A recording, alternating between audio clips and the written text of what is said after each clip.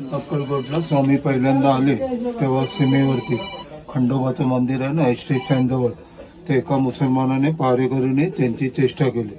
तो पितळेचा हुक्का त्यांना रिकामी दिला पाजायला. त्यामधून त्यांनी अग्निज्वाला प्रज्वलित करून पहिला चमत्कार दाखवला. त्यावेळेला त्या मुसलमानाने पहारेकरीने स्वामींची माफी मागितली. हा शर्ट कपनी त्यांना भेट वस्तू म्हणून दिला. त्याच्यावरती उर्दू भाषा आहे. बाहेर अंगणामध्ये विहीर दिसते, विहिरीला पाणी नव्हतं, 80 फूट खोल होती. त्यावेळेला स्वामींनी लघुशंकर केल्यानंतर पाणी आलं. त्याला कुशावर्त तीर्थ बोलतो.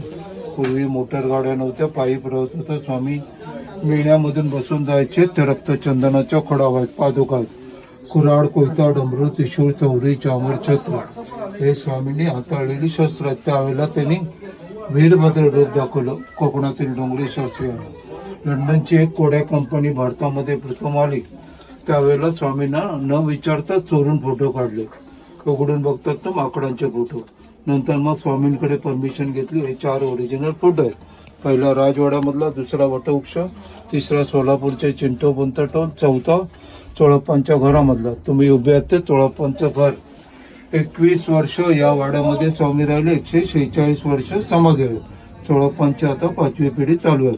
5वी आणि 6वी पिढी. तुम्ही बघून आलात मंदिर, तो चोळप्पांचाच वाडा होता. 1/4 भाग पाडून तिथे 1878ला समाधी घेतली.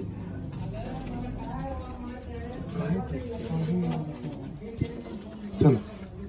जय स्वामी समर्थ.